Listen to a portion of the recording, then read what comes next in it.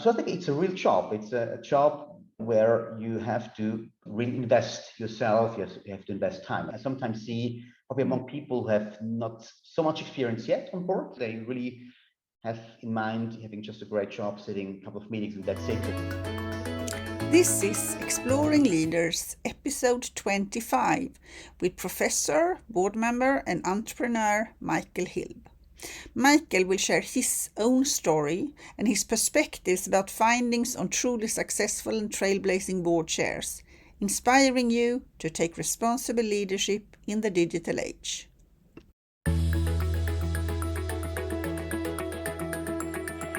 Do you wonder how trailblazing leaders sense at scale, evolve to innovate, and align the actions in this increasingly digital world? Welcome to the Exploring Leaders podcast. The experienced team at Degosian interviews leaders from around the world for insights and inspiration on how to lead in the digital age.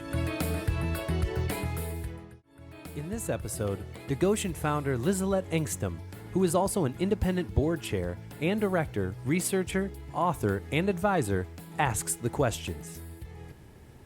Our guest today is Professor, board member, and entrepreneur Michael Hilb.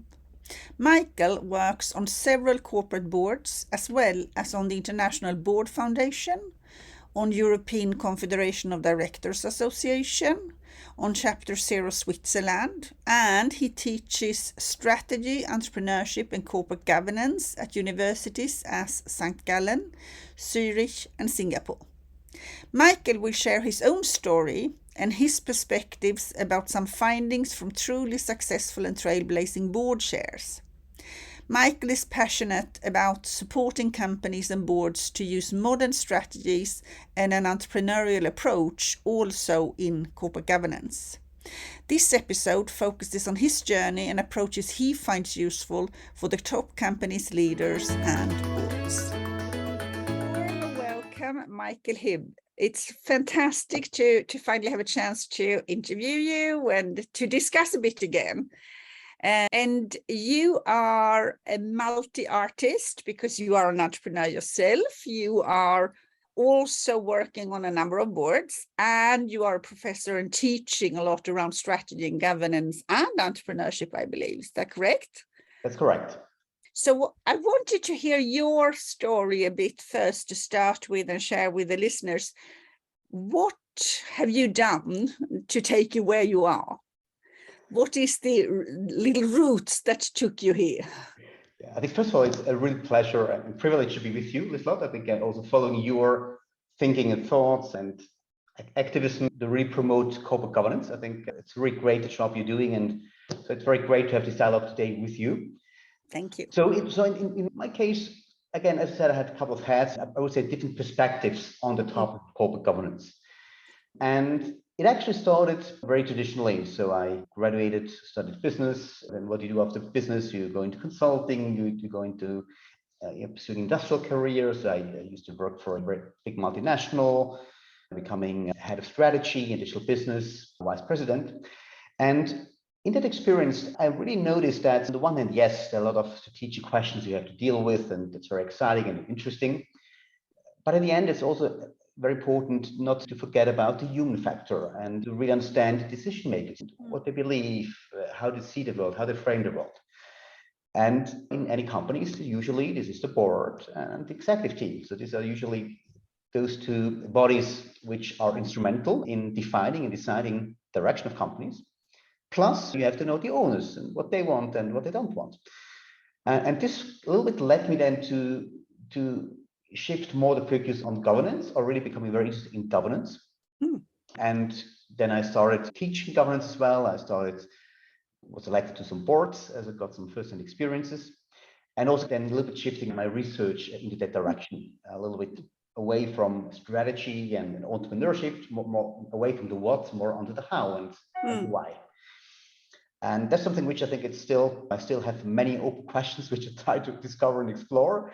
And I think it's very fascinating to see as well the differences in different types of companies, different types of ownership structures, and how people make decisions at the top, and how they not always fully rational how these decisions come along.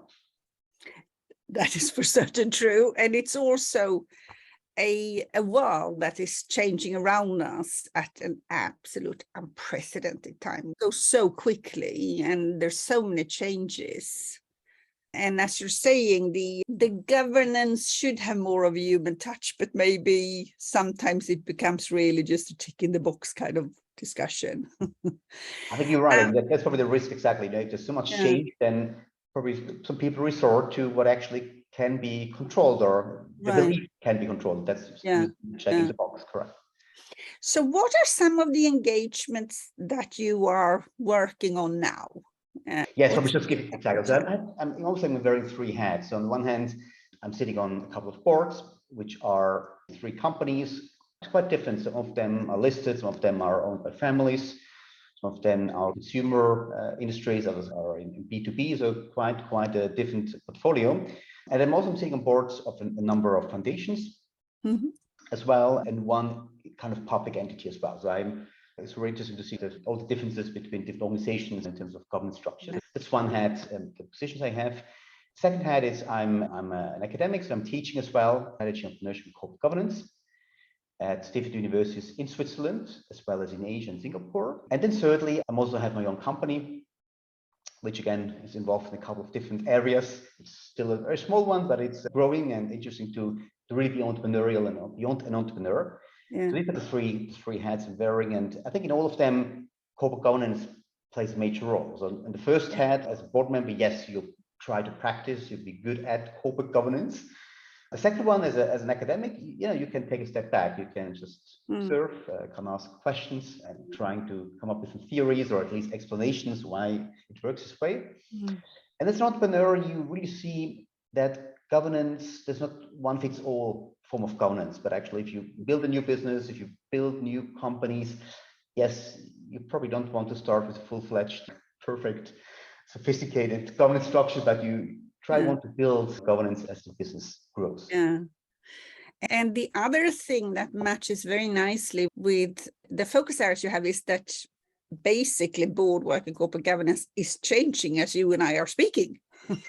Indeed, exactly. I think it's changing, and I think interestingly, I think a couple of different types of changes which can observe. On the one hand, yes, you have new topics coming up, new technologies, new industry trends, and so on. I think it probably has been there all the way. But I think the second change, it's really, I see the expectation from society, from politics.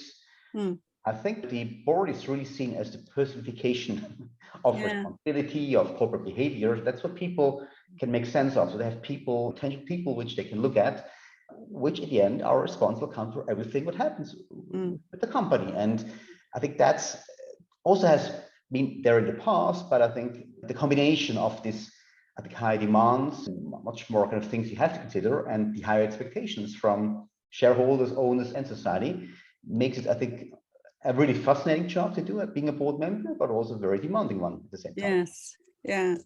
And you don't really have a checklist to follow anymore. You have to try to work out your own checklists. So what would you say is the common myth about working on boards?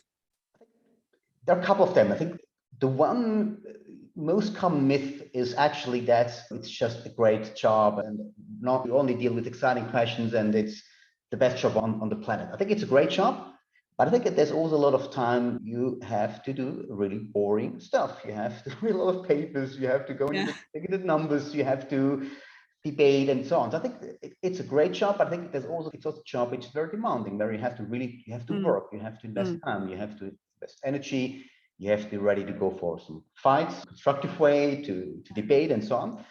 So I think it's a real job. It's a job where you have to really invest yourself, you have to invest time. I think that's probably one myth I sometimes see probably among people who have not so much experience yet on board. They really have in mind having just a great job, sitting a couple of meetings and that's it. And that's one myth. I think the second myth I would say for those who are very much versed in being a board member, that being a board member, it's mainly about compliance and mainly about supervising and make sure there's no risks or no mistakes. I think that's one very important part of being a board member, one of your tasks you have, but I think it should be much more. It really should be to help the company to create value, to also have sometimes the courage Yeah.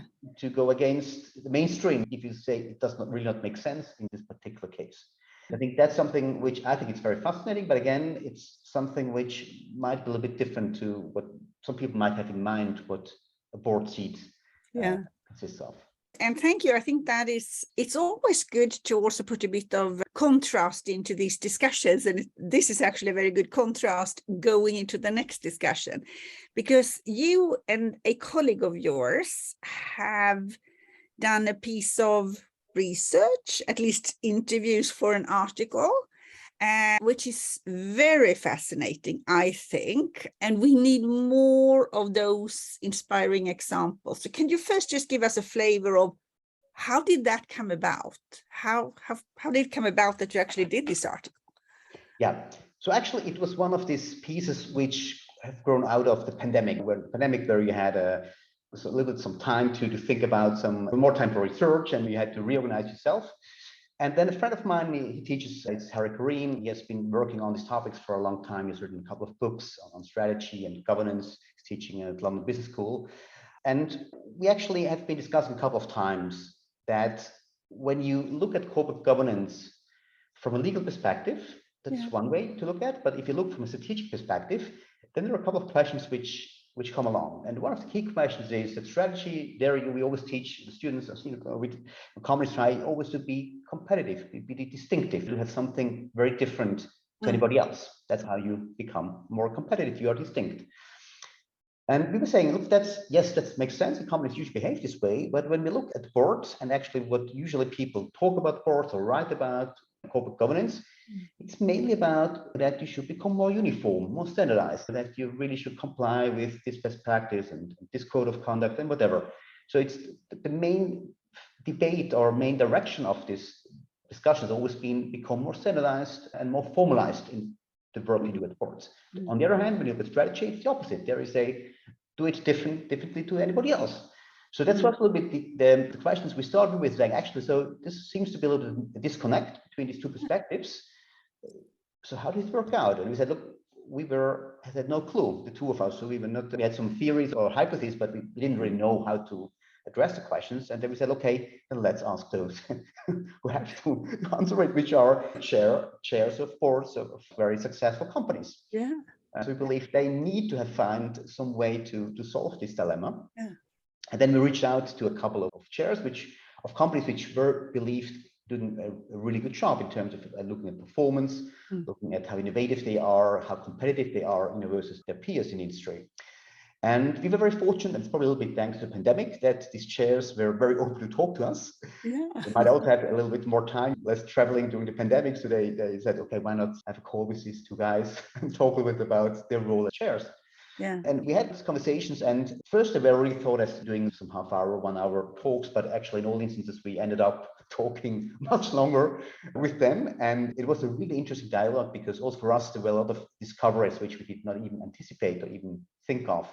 And the question we asked was very simple. We just actually tried to understand how do they see and define the role as chairs, and how do they set the rules, the standards, the approaches, how they work as well.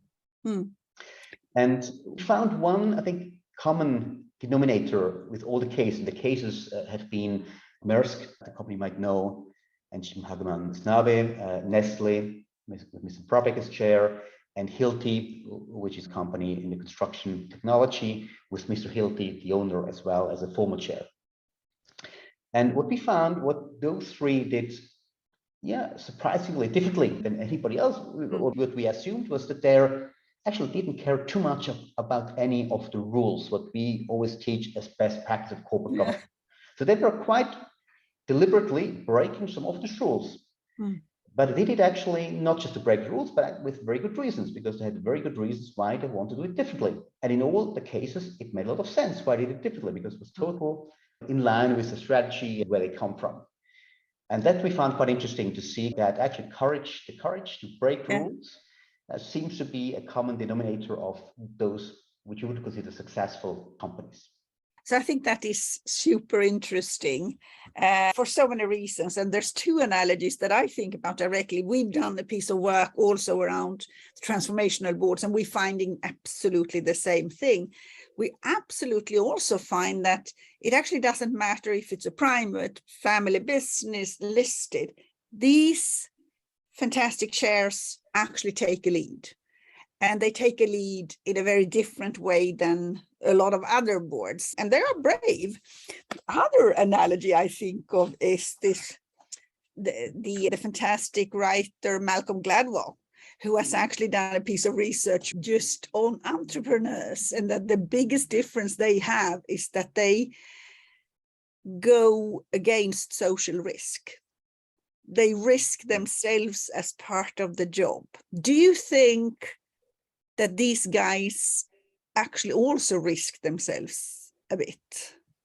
I really like your analogy, because actually when we submitted the paper, we actually put the title The Entrepreneurial Board. It was our title, then the editor changed it to this title, because it's also what we thought. We thought all these actually are really entrepreneurs, these entrepreneurs, entrepreneurial chairs.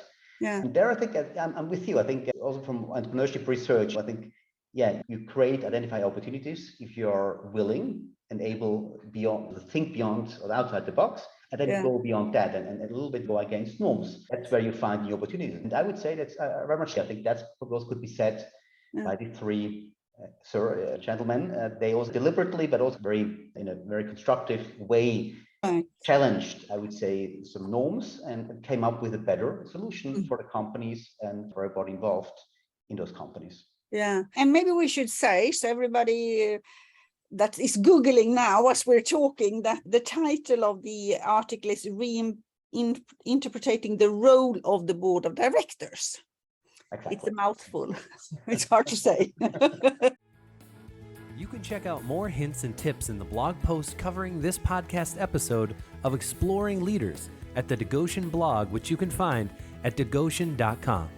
Can we do a bit of little dive into each of them, because there's some fantastic examples that they have implemented as almost like a standard for their boards. And if we start with Hilti, what did you find specifically around that you thought was really interesting? Yes, so probably just for those who probably don't know Hilti very well, it's a company. It's based in Liechtenstein, and it's one of the leading companies in providing solutions for the construction industry. So you might have seen the red kind of utilities around. And so they have been actually, on the one hand, very innovative in their business model. So they had a direct to consumer model, not consumer, but to B2B model, which made them very successful, very distinct to any other competitors. Now, when it comes to the governance, so it's a company which is privately owned. So it's owned by family or the foundation of the family. But interestingly, they went public, have been public for about 8 years and then went private again. So they had the experience of being public. And I think what they did extremely well in that process, so they adopted practices which publicly listed companies do and make them stronger, and also kept them when they went back to being private, but also distinctively defined their own rules of governance, what you can do as a privately owned company. And we adopt this approach the embedded board, because what they ask the board members to do, which is select very carefully, they actually ask them to spend a lot of time with the company. So they usually have to spend about 20-25 days a year, which is about double of comparable companies. And they really expect them to go with their salespeople in the field. They expect them to attend project meetings, to meet as many people within the organization, clients and business partners, and also do the same kind of leadership training anybody else does at companies. So they really make sure the board members are fully embedded into the company. Now, which is a little bit against common practice, which say don't make sure you get too deep into the operations. That's very dangerous. Keep the kind of hands out, nose in kind of, it's a little bit against this kind of conventions. Yeah.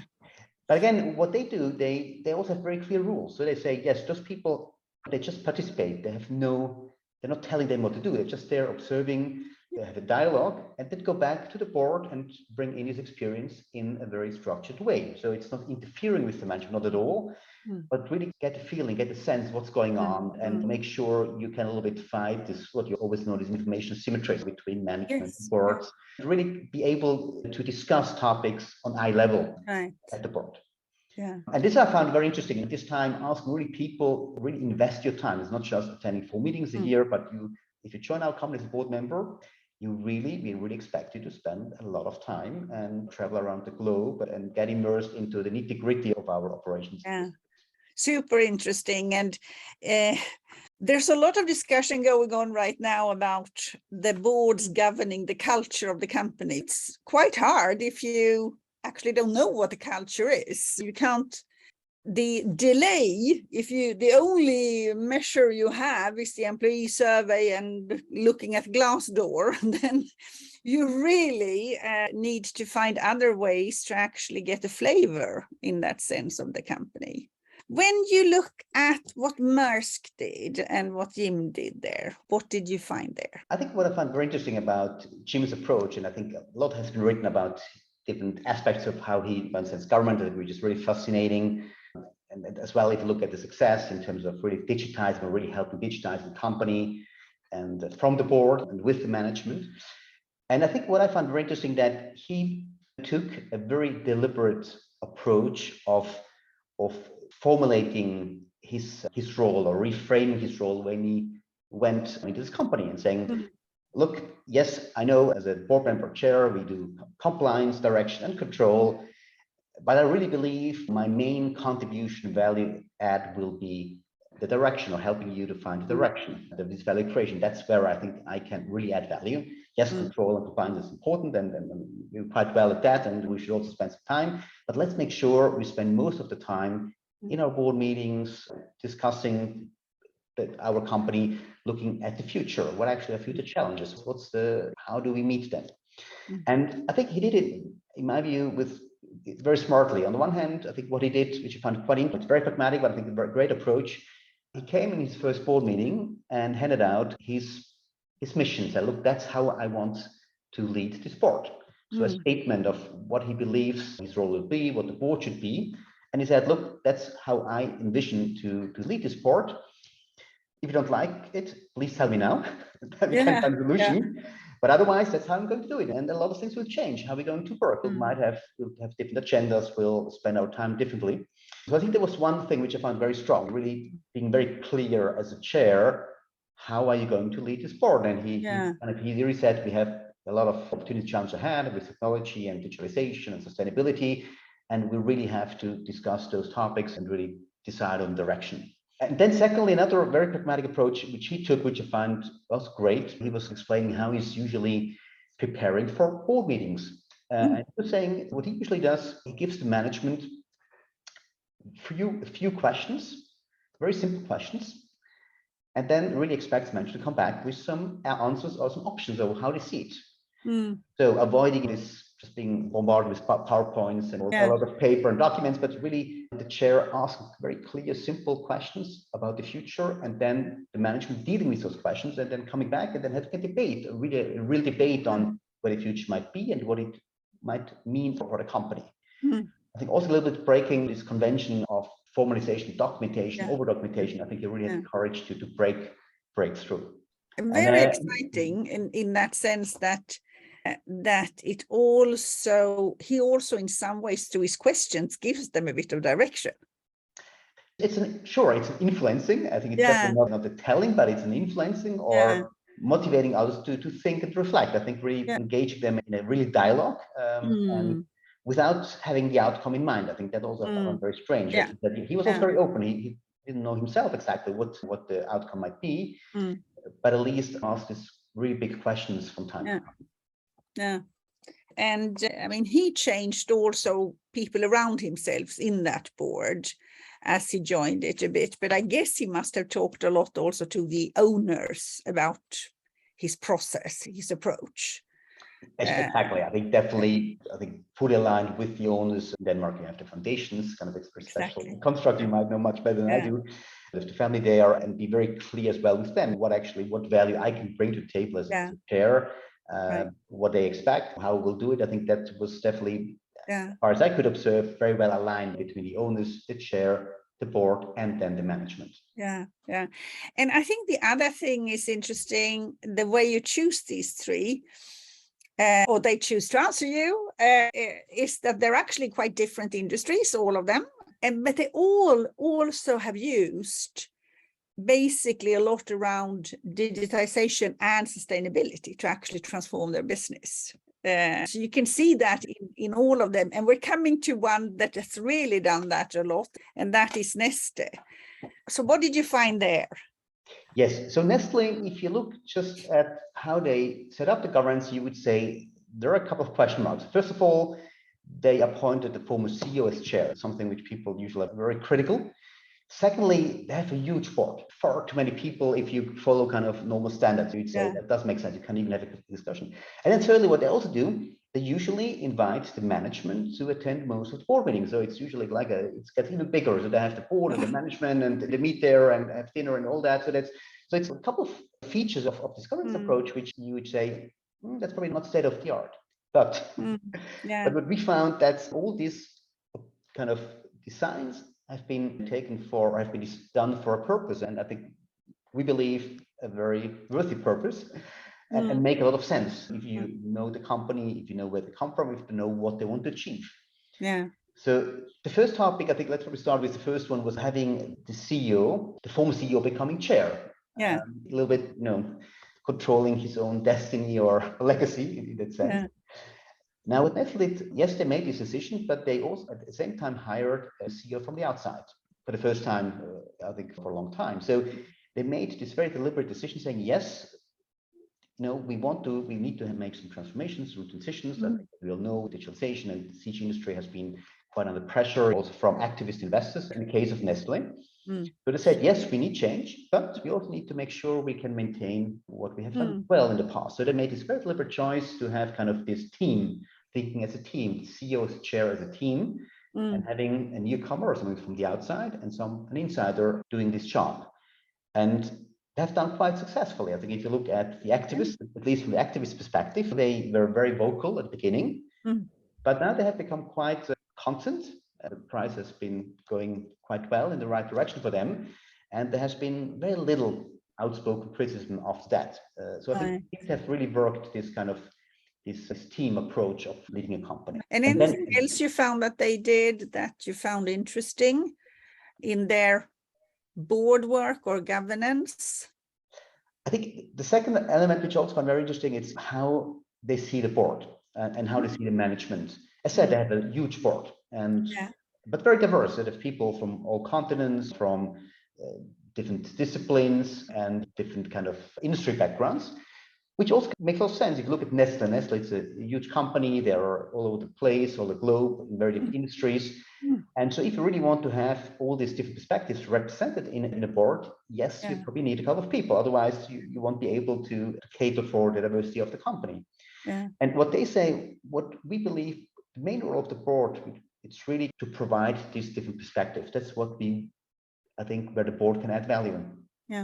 Also in exchange with the management. So the management can really learn from the board members what's now the issues in Africa, or what's the issue in another industry which might have been a little bit advanced in digitalization and so on. So really see it as a sounding board as well in its truest sense. And I think what also led to that realization was, if you remember, Nestle had quite some issues in the past, the milk scandal, then they had the water scandal. They always have been exposed to quite some pressures in some part of the world where I think their behavior was seen as rather critically. And therefore, I think they have really developed a very deep understanding that we really need to listen out. We need to listen what different people think about us, or how they see the world and what is changing. And I think that's now really led to a very much a stakeholder-led approach of a board. And really ensuring we use the board as an ear and eyes to the world, and ensuring this transfer from the inside to the outside of the company. Basically represent the stakeholders, exactly, representatives of the stakeholders. I think it's very interesting because the way they've done it, they're still board members, even if they are part of some stakeholder at the same time. So I think that's very interesting. Now, if you can draw some conclusion now out of this, what do you think that maybe owners and chairs need to think about? Because owners have a big influence on how the board is composed and acted. And what different questions should investors ask instead of the quite traditional one they're asking now? I think there's probably three I would propose here, three questions. Number one, or see really the board as a source of competitive advantage or the whole governance. There you can really, if you make it right, you really can add value to the company or share and stakeholders. So really view it not as a compliance, but really as a value creator, which will huge impact. I think number two, make sure you hire or propose a chair or a leader, which is entrepreneurial, which really has the courage to challenge conventions, somebody who really is committed, he wants to lead the board and the company, and he also takes some risks in doing so. And number three, probably, yes, don't take all what's written about corporate governance too seriously, or at least ask yourself, does it really make sense in this particular context, or might there be even a better solution for our company, our context? And that's very interesting. If you look at the world where we have a lot of institutional owners, which basically take proxy advisors and have their checklists.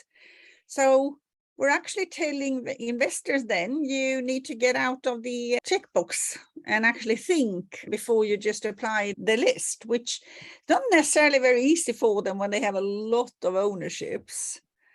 I think you're right. It's a very interesting observation, because I think it's not very easy in terms of accountability, but also of probably lack of experience. If you have not led a company, if you have not been an entrepreneur, if you don't know this business, yes, it's much easier to rely on a checklist and rely on others' advice. So I think it also probably means the question of who should be deciding on these votes, and would it also be valid to probably have some more people, not just from the finance investment community, but as well people probably with some operational experience who really can see what could work, it might not work as well. So that's probably also something which might be a little more complex and complicated than just issuing checklist, but also which might lead to some more value creation than just relying on those lists.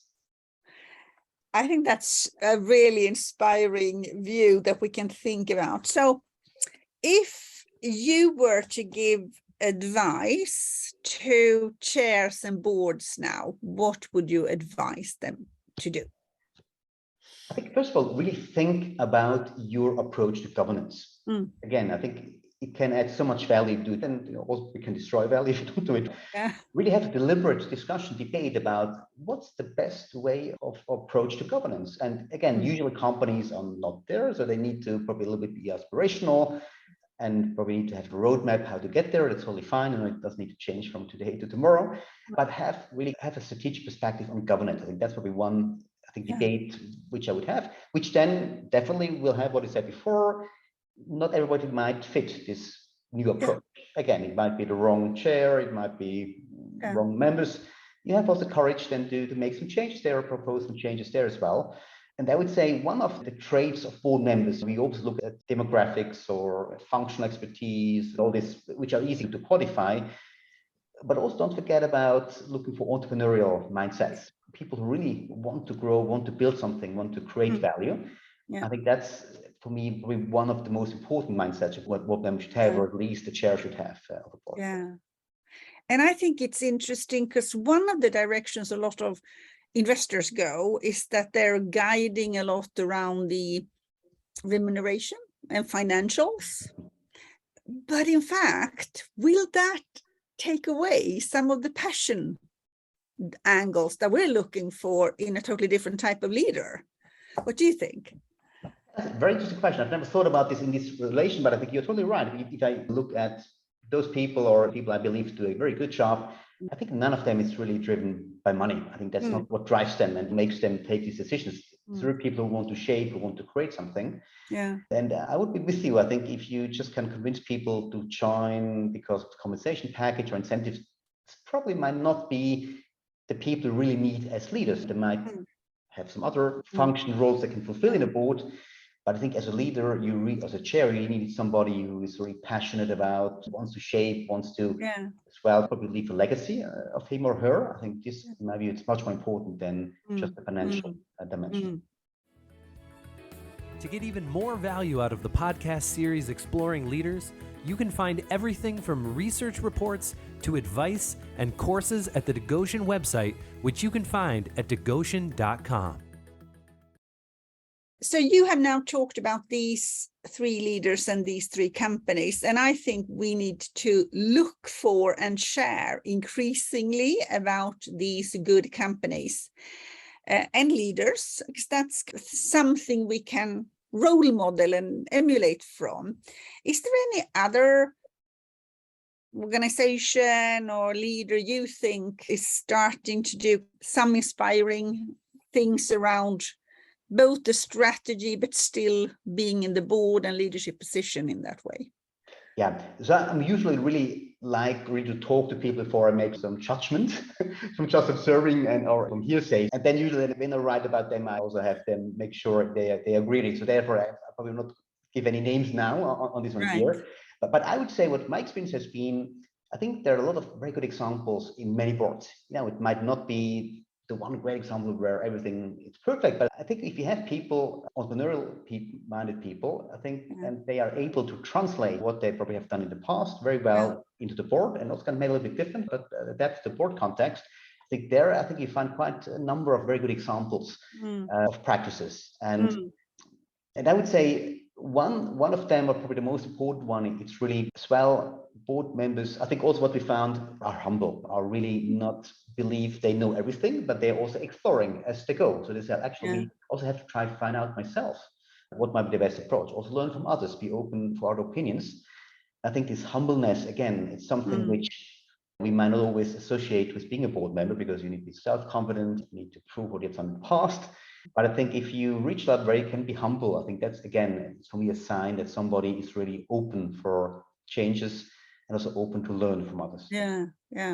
I think that's absolutely right.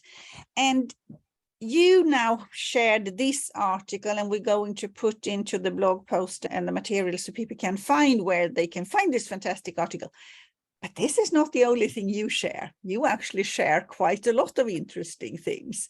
So if people want to follow you or find you, or maybe even hire you, how do they do that? Where do they find you? So I think a couple of ways. I'm very easy to find. So you either go to my website, which is hilb.com. There you find all the connections. Or you also can, I'm usually using mainly LinkedIn for social media communication, where you find me LinkedIn at Michael Hilb. So yes, I'm very always eager to learn, to interact with other people, because I think we can learn so much from each other, I think, on this. And you're also putting your neck out there, because both you and I actually have joined one chapter each of the climate governance initiative. So we have understood that we can use businesses for not only doing, but actually be a bit of the driving forces to make changes. And definitely the ones you interviewed were also part of that. If you could wish something for more boards to do change, what would you wish for? I think the simple wish I would have is really seeing many of the challenges as opportunities. Really change the mindset, and not only looking at the issue challenges you have with wars or climate change. In the end, these are great opportunities for companies and boards to either be the first one to tackle it in a creative, innovative way, to be a role model. And I think, if you have this mindset, I think then all challenges become opportunities and become also much fun to work on. Yeah. It's very interesting on that topic. I think most board members are much better placed on actually spending time on inventing around sustainability, and I'm not down in the business, but going for new visions and new opportunity areas and ask around that. So I have a final question, and I ask that to everybody that I interview, and it's not a normal question, but it's just a fun one. And that is, if you were a furniture, what would you be? I think I probably would hopefully be a round table. A lot of people could come and could connect. I think that's what I usually like to do, to connect people and to find solutions. A round table is, I think, the best place still to find solutions and find consensus and good ways forward. I think that's an excellent way to end this, and also get a picture of you. Thank you so much, Michael, for this interview. It's been really exciting. Thank you. Thanks a lot, for having me. All the best. And So now I'm going to cut it off from there, but it was fantastic. It was super good. And really good examples. And I'm sure people will have to go and look for the article as soon as they've heard you now, because it's really good linkages too. But the other thing that I think, and I did this piece work together with Stanislav also on the chairs, and I still think the role is still underestimated. I think it's super powerful. I think you mentioned you were chair of this company which you were just sold, huh? You mentioned. Yes, you probably know best the work which is associated with the influence you can have or the impact you can have on the outcome. I think I'm also with you. I think it's in particular. I think in many jurisdictions, in particular versus the CEO, it's this.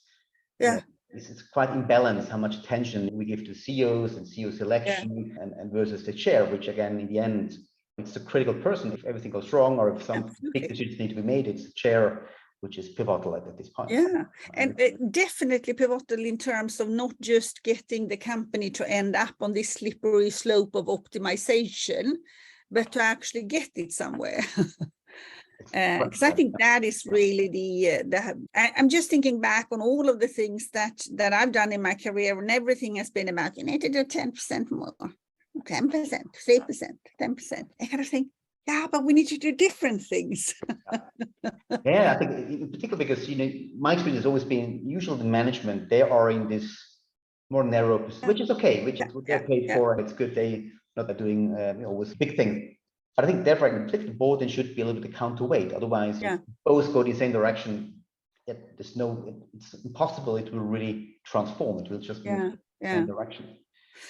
Thank you so much for this. I think it was fantastic. I have a couple of other things. I think we should try to see if we can do a webinar later on between the chapters. That's super cool. That would be great. Yeah. One of the things that I want to let you know, and I don't know if we have all of this discussion about education and we have an education committee on CGI.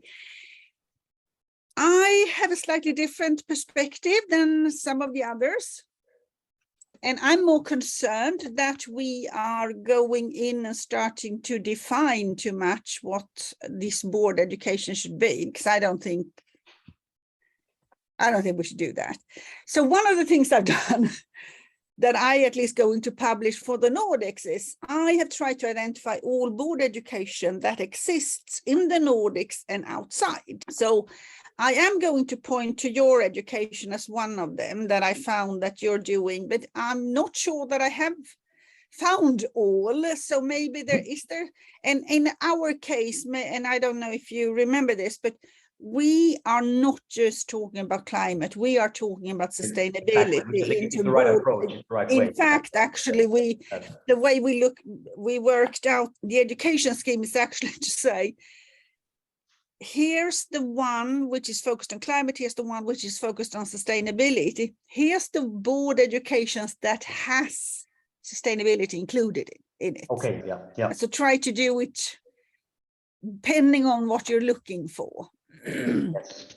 I think, that's also been our experience. Actually, we set up this impact board program, but it was a very hard sell to have kind of people coming just for this topic. So we also now more tend to integrate it more into the other programs. Yeah. I think it's the most sustainable way as well, because you want to reach those who will not sign up for this program. This one you want to reach in particular. So I'm also with you. I think the more focus you get, I think the few people you will really attract. And then if you get too standardized, even less people. So I think that's against the purpose. Yeah, and I also think that if you go too narrow, if everything is climate, they can go to hundreds of climate courses. They don't need to wait for a board course to be on. Exactly. I think, but there are a couple of findings that, and maybe we don't have time now, but I'd like to explore with you, because we've been doing a couple of different things, and we took the principles, and then we have run both digital programs but peer exchanges around them, and we have findings basically from all of the different areas. But if I start with some of the key findings, it's really people are saying, I don't know exactly how should I work with that. But the base problem is, first, they actually don't listen to the stakeholders. So they haven't listened, they haven't prioritized the stakeholders. Then when you get to the next piece is they haven't actually been part of creating the risk analysis and risk map. And if they've done it separately for sustainability compared to the rest. And you can't do that either, right? And then going for the next piece, they have the way that they have been taught, it's very risk oriented. They're forgetting all of the opportunity side. And now we're coming into the really good thing here, which I'd love to spend another hour with you, not right now. And that is the entire area of strategy is changing as we speak. So there's two things happening. How do you actually do strategy? Do you do it once or do you do it many small times? And what's the board's role? Where should the board be? And I don't know if you have started, if you have good courses that you do, but I think that is actually part of the sustainability problem. I don't know, just no, I'm fully with you. I think this separation, I think it's very dangerous because what you end up, and you see that at the companies already now, you have the staff functions of sustainability. Yeah. And then it's all done. The CEO doesn't need to think about it, the board as well. We have this team. And that's what we see with the big companies, which I think it's really pity. All these great things. If you ask both of them, they have no clue because somebody else does it. It's under control. And as we have our facility management, we have our sustainability management. Right. And I think that's for me really dangerous because I think you really tend to underestimate what it needs for this climate transition. It's a huge task ahead. Yeah. And you really need an integrated perspective. The opportunities. Otherwise, there will be no chance you will have a meaningful contribution as a company. I'm fully with you. I think I also would share many of your observations. And I think another one, which I think it's getting quite dangerous, is the politicization of the topic. Yeah. I think you see in the US very clearly, but even in Europe, if you look in Switzerland, some small, mid-sized companies, I think it's getting very political, this debate. Yeah. Which again, I think we have to acknowledge, but you have also to find ways around because that's usually a very bad sign if things get political. Yeah, I agree. Yeah, it's a very good reason not to do anything. Exactly. Yeah, you just say, look, too risky. But let's see if we can put up something else. Because if with your groups are running more towards this, really having good ways and debates around the materiality in terms of scenarios and trends, and then getting that, when should the board interject and with what? I think that's a super interesting question. And I think if we can find a way to actually clear that up a bit, because I don't think that I've seen a collaborative process around it. I think that's what I'm challenged with. So either it's management doing it and the boards don't really understand what they did, or the board takes it over and basically does it for them. And then it's not owned by the management, but there needs to be a bit of step process with do this piece first. And I think that one of the things we've got stuck in is these things with strategy days. So we have strategy days, 2 days or 3 days. You have to ponder a bit in between and you have to collect new data and you have to do new things. And I don't know if you are seeing good processes for that. Yeah, I think, I always say, I think the three things which I think need to change when you look at the process when it comes to these strategies. One is what it said before. I think you need to have ways to be in touch throughout the year. You can't just around strategy days. And I think usually one approach, very pragmatic, I see is that you have some delegates of the board or a small committee, which then has time to re-interact, but really reports back and does not decide, but still is close to the board. I think the second challenge I see is you have to open up for input from the bottom from the market or from the outskirts of the organization. Here again, I think what Hilde does, I think is a very good way to make sure board members intermingle with level 3, 4, 5 of an organization and really get this fixing inputs. And then I think the third challenge I see with strategy, and that's probably I think the biggest one, it's really companies engaging more in partnerships with other companies. And usually the board is totally let out. They don't integrate this governance into the overall governance. Yeah. Which for me, it's one of the reasons so many alliances and partnerships fail, because there's no connect to the top. Board members not joining other boards and all that. I think these are for me 3 real challenges when it comes to strategy, and where I think, I see some good practice, but still it's not yet dealt in a structured way. Yeah. So we'll have to keep looking for good practices and share with each other. But for me, it's very much when we have a lot of these peer sessions, we very quickly just go to the core of the issue, which isn't sustainability. It's this that we haven't agreed. We haven't agreed on the prioritization of the stakeholders. We haven't even talked to some of them. It starts very much earlier, which is really interesting. So I think we just need there are some processes in some areas which is already there, but it's not used. But it would really be great if we could do something jointly on this. I think it's a very exciting topic to a little bit look at this debate from a different angle. Not content-wise, but more the how and dynamics. Let's agree that we do something, and then we just figure out what we're going to do. So I have a couple of other podcast interviews that I've done before, so this is going to take a bit of a while. But when I'm done, I'll share with you both the recording and the podcast and a little blog post, so we can get some of these facts also in there and some of the links in there. And if it's anything else that you like to share, absolutely do. And I'd like to have a photo of you. Okay, I'll tell you one. Okay, sure. And anything else you think is good for you or good for others, do share it and we'll include it. Okay, it's very kind.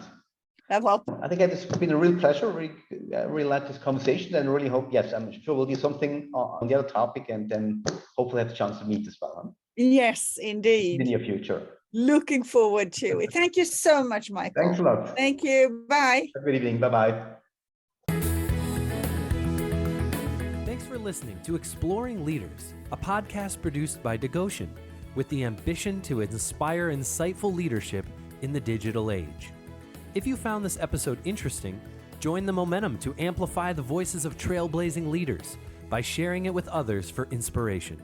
For any questions or recommendations on other inspiring leaders you like to listen to, contact us via our website, degoshen.com, or via social media as LinkedIn or Twitter.